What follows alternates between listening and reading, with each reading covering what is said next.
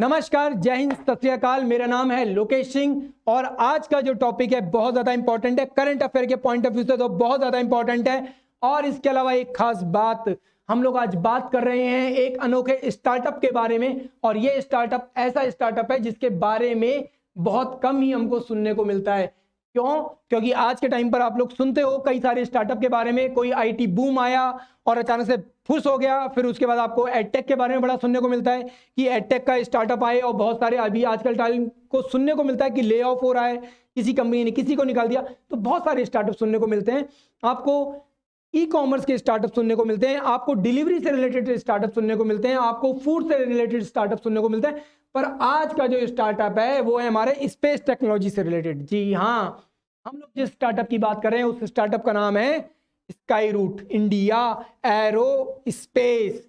Exactly, Skyroot aerospace वो startup है जो कि इंडिया का one of the best startup में से एक है। इसे कई बार अवार्ड्स भी मिल चुके हैं। इवन इसरो ने भी इसको मान्यता दी है। अराउंड इस वक्त इंडिया में 100 स्टार्टअप्स हैं जो कि अप्लाई कर चुके हैं। किसके लिए?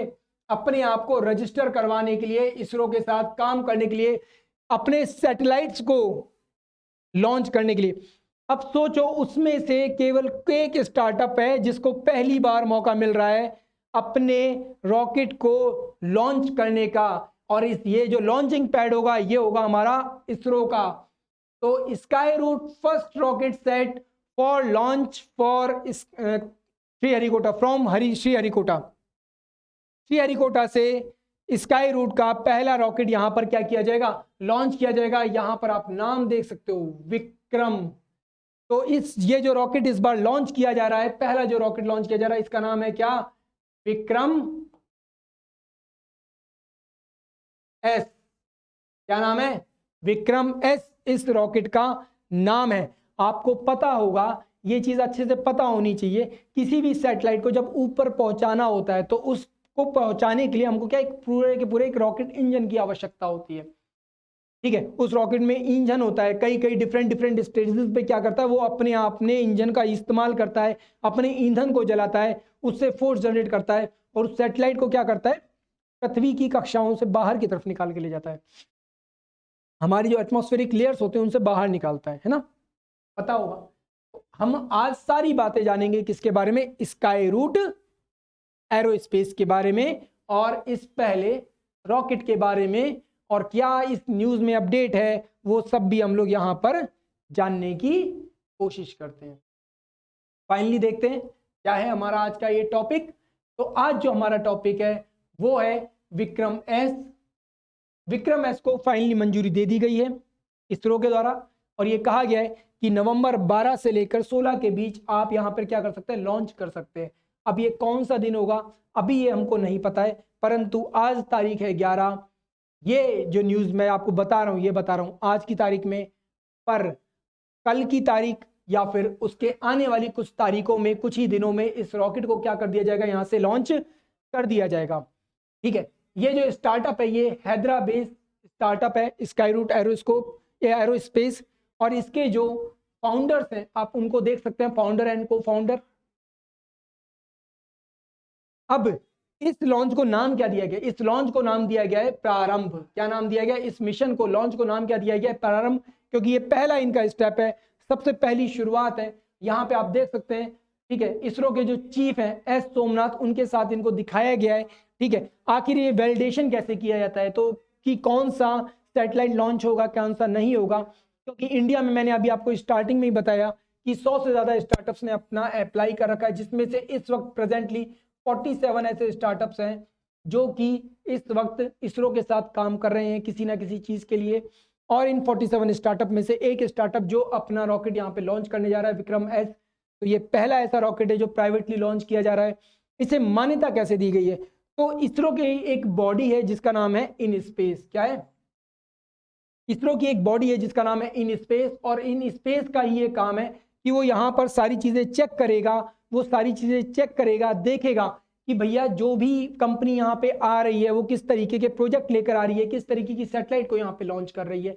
क्या ये सैटेलाइट सही है, नहीं है, कहीं ऐसा तो नहीं किसी गलत तरीके की सैटेलाइट को यहाँ पे लॉन्च किया जा रहा हो, क्या ये फायदेमंद होगा, नहीं होगा। इन सारी चीजों को कौन चेक करता है? इन स्पेस चेक करता है, जो कि इसरो की ही एक क्या है, बॉडी है। और जब वो यहाँ पर इन किसी भी उसको वैलिडेशन देता है, तो उसके बाद फाइनली इसरो यहाँ पर क्या करता है, अपना लॉन्चिंग पैड इनको देता है कि भैया आप यहाँ पे से लॉन्च कर सकते हो। हमारी नजर में रहना तो चाहिए ना कि भाई तुम काम क्या कर रहे हो। भाई अगर मान लो हमको पता ही नहीं होगा तो तुम तो कुछ भी लॉन्च करते रहोगे। आपने वैसे, हम लोग इंडिया में बात कर रहे हैं किसके बारे में, स्काई रूट के बारे में। इसी तरीके से अमेरिका में आप लोग नाम सुनते हैं क्या, स्पेस एक्स का नाम सुनते हैं। हम जब चाइना की बात करते हैं तो चाइना में भी हमको कई नाम सुनने को मिलते हैं, जिनमें से एक फेमस नाम है आई स्पेस का नाम है। हम लोग अगर यूरोपियन कंट्रीज की बात करते हैं तो वहाँ पे टीमरा के नाम से शायद एक है, और एक रिया या रीटा के नाम से कुछ समथिंग एक कंपनी है जो वहाँ पर काम करती है यूरोपियन कंट्रीज के लिए। ठीक है, ये सब के सब क्या है, ये प्राइवेट है, ये सब के सब क्या है, प्राइवेट है।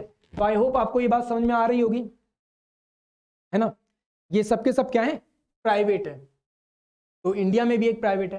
तो फाइनली फर्स्ट स्टार्टअप जिसके साथ मेमोरेंडम ऑफ अंडरस्टैंडिंग MOU यहाँ पे साइन किया गया है। ठीक है, इसके अलावा यहाँ पे अगर हम लोग बात करें तो यहाँ पर जो हमारा लॉन्चिंग व्हीकल है उसका नाम क्या है, विक्रम है।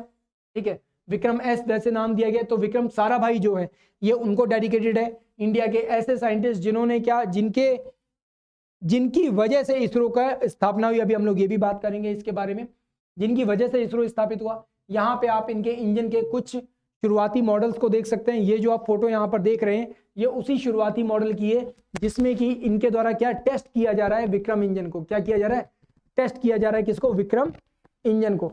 तो विक्रम साराभाई को ये क्या किया गया, यहाँ पर डेडिकेटेड किया गया ये रॉकेट। आगे बात करें अगर इसके बारे में, तो ये जो रॉकेट होगा ये 3 स्टेजेस में काम करेगा। कितने स्टेजेस में काम करेगा, 3 स्टेजेस में काम करेगा। और इसके अलावा एक और बात की जाए यहाँ पर इंपॉर्टेंट, तो वो क्या है, वो क्या है, ये सब ऑर्बिटल मिशन है। कैसा मिशन है, सब ऑर्बिटल मिशन है। यहाँ पर single stage sub orbital mission, 3 stages में ये काम करेगा। ठीक है, यहाँ पर सिंगल स्टेज मुझे पता नहीं, मगर ये 3 स्टेजेस में क्या करेगा, काम करेगा। और ये एक सब ऑर्बिटल मिशन है। क्या है, सब ऑर्बिटल मिशन है।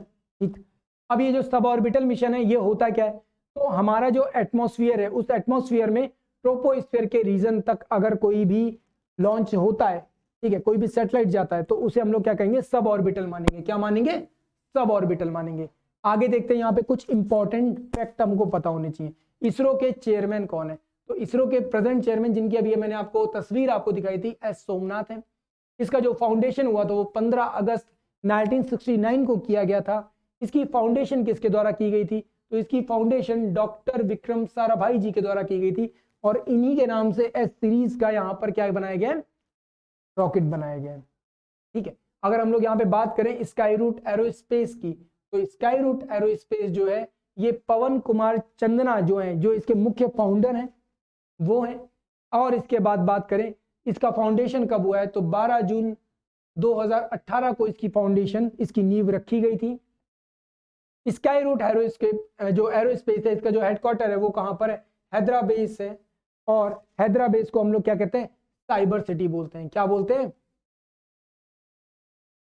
साइबर सिटी बोलते हैं। ध्यान रखिएगा, क्या बोलते हैं, साइबर सिटी बोलते हैं हम लोग हैदराबाद को। तो आई होप आपको ये सारी जानकारी पसंद आई होगी। आगे बात करते हैं अब यहाँ पे हम लोग अपने जरा लॉन्चिंग के बारे में और सैटेलाइट के बारे में। तो सबसे पहले यहाँ पर एक और नाम सुनने को मिलता है और वो है अग्निकुल।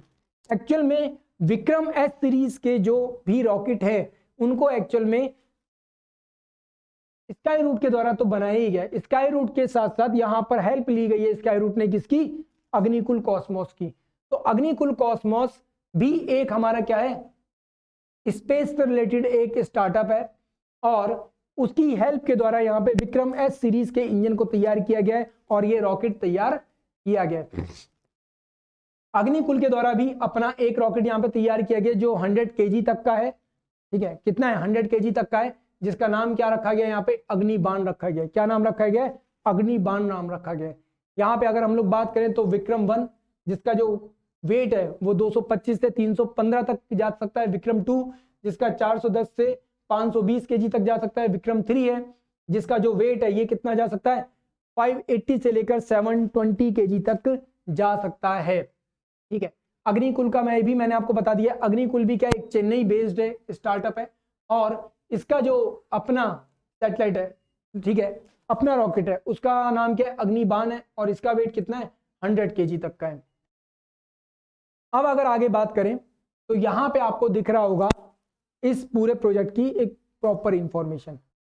ठीक है, तो यहां पे आप देख सकते हैं, सबसे पहले मैंने आपको फाउंडर और को फाउंडर दोनों के बारे में बता देता हूं। फाउंडर हमारे पवन चंद्रना, जो आपको पता चली गया। इसके अलावा नागा भारता, ये ढाका, जो कि इसके को फाउंडर माने जाते हैं। ठीक है, अब इस पहले प्राइवेट डेवलप्ड रॉकेट की अगर बात की जाए तो यहाँ पे विक्रम 1 की बात की जाए तो मैक्सिमम जो वेट है वो 480 kg तक का लेकर जाएगा, और कितने किलोमीटर के रेंज तक जाएगा, तो ये 500 kg तक की हाइट तक जा सकता है, सॉरी 500 किलोमीटर तक की हाइट तक जा सकता है। इसके अलावा विक्रम 2 की बात करें तो मैक्सिमम पेलोड क्या ये लेकर जाएगा, ये 595 kg तक का लेकर जाएगा, और कहां तक जाएगा, 500 किलोमीटर तक की हाइट तक जाएगा। इसके बाद अगर बात करें किसकी, विक्रम 3 की बात करें तो विक्रम 3 की जो वेट कैपेसिटी है वो कितनी है, ये 815 kg तक का है, और ये भी कहां तक जाएगा, 500 किलोमीटर तक के ऑर्बिटल रीजन तक जाएगा।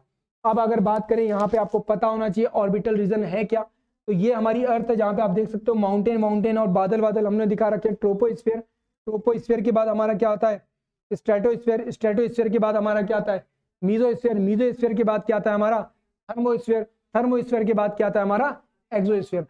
तो आपको पता है थर्मोस्फीयर की जो अंतिम लाइन होती है हमारी, ये वाली जो लाइन होती है, ये अराउंड 400 किलोमीटर के आसपास तक मानी जाती है। मीजोस्फीयर हमारा 80 किलोमीटर के आसपास क्या हो जाता है, खत्म हो जाता है। तो 80 से लेकर कहां तक, 400 तक हमारा क्या आता है, थर्मोस्फीयर होता है। इसी थर्मोस्फीयर के क्षेत्र के में क्या रहेगा हमारे, ये सारे के सारे मिशंस काम करेंगे। अब लोअर ऑर्बिट का जो रीजन है, ठीक है, या सब ऑर्बिटल जो रीजन है, इस रीजन में जो भी लॉन्चिंग होती है, उस लॉन्चिंग के लिए इसरो काम क्यों नहीं कर रहा, इसरो क्यों किसी प्राइवेट प्लेयर को सामने लेकर आ रहा है, अपने लिए कंपटीशन खड़ा कर रहा है। तो देखो, इसरो के अपने जो प्रोजेक्ट्स हैं वो भविष्य के लिए बहुत ज्यादा महत्वपूर्ण है। अगर इसरो इन छोटे छोटे प्रोजेक्ट्स में लगा रहेगा तो उसको आगे बड़े प्रोजेक्ट्स में काम करने में क्या होगी, बहुत दिक्कत आएगी। उसका जो मैक्सिमम एक्सपेंडिचर है, उसका जो मैक्सिमम खर्चा है, वो इन्हीं छोटे छोटे मिशनों में लगा रहेगा। इन्हीं छोटे छोटे मिशनों के लिए वो क्या करता रहेगा, सैटेलाइट्स और ये सब तैयार करता रहेगा। तो कहीं ना कहीं इसरो अपने बजट का सही जगह इस्तेमाल करना चाहता है। इसरो अपने बजट को कुछ और बड़े मिशनों में क्या करना चाहता है, इस्तेमाल करना चाहता है। जैसे आपको पता होगा, हम लोग चंद्रयान 2 के बारे में, चंद्रयान 3 के बारे में बात कर रहे हैं। हम लोग अपने जो एस्ट्रोनॉट्स हैं उनको स्पेस में भेजने की बात कर रहे हैं, चंद्रमा पर उतारने की बात कर रहे हैं। आपको पता है इतने लंबे टाइम से अभी तक कभी दोबारा किसी भी व्यक्ति को चंद्रमा पर नहीं भेजा गया आफ्टर अमेरिका।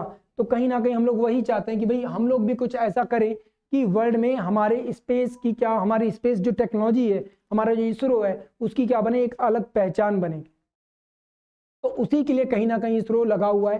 ठीक है, इसरो अपने मार्स मिशन के ऊपर भी काम कर रहा है इस वक्त। वो मार्स के ऊपर अच्छी खासी डिटेलिंग कर रहा है।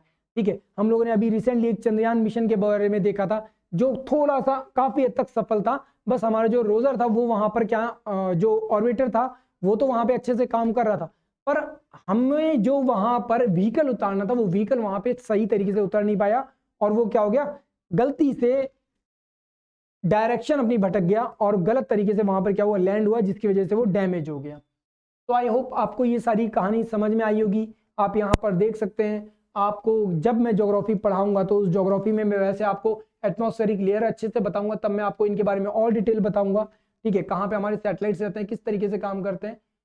पर ये जो टॉपिक था आज का, ये आई होप आपको अच्छे से समझ में आया होगा। करंट अफेयर के हिसाब से ये टॉपिक बहुत ज्यादा इंपॉर्टेंट है। फ्यूचर में अगर आपके लिए कभी ये काम आए तो बिल्कुल काम आएगा। क्यों काम आएगा, क्योंकि स्पेस टेक्नोलॉजी के ऊपर हमेशा क्वेश्चन पूछा जाता है। ठीक है, रिसेंटली स्टार्टअप्स को लेकर कई क्वेश्चंस पूछे जाते हैं, तो आपको इस तरीके के क्वेश्चंस के बारे में और तैयार रहना चाहिए। तो फाइनली इस वीडियो को मैं यहाँ पे करता हूँ समाप्त। उससे पहले आपसे रिक्वेस्ट है, प्लीज वीडियो को लाइक कीजिए, कमेंट करके बताइए आप कौन से टॉपिक के ऊपर वीडियो चाहते हैं मेरे से। इसके अलावा वीडियो को शेयर कीजिए और साथ ही साथ हमारे चैनल को सब्सक्राइब कीजिए, ताकि हमें भी क्या मिल सके, आपका सहयोग मिल सके, आपका प्यार हम तक पहुंच सके। तो मेरे द्वारा की गई मेहनत और मेरे द्वारा पढ़ाया गया ये टॉपिक अगर आपको पसंद आए तो प्लीज़ वीडियो को लाइक कीजिए, शेयर कीजिए और कमेंट करके ज़रूर बताइए, अपनी राय दीजिए। अगर पसंद आए तो भी बताइए और नहीं पसंद आए तो भी बताइए प्लीज़। और लाइक और डिसलाइक करने से भी हमको पता चलता है कि भाई आपको पसंद आ रहा है या नहीं आ रहा है। तो फाइनली इस वीडियो में मैं आपसे लेता हूँ विदा। Thank you so much. जय हिंद।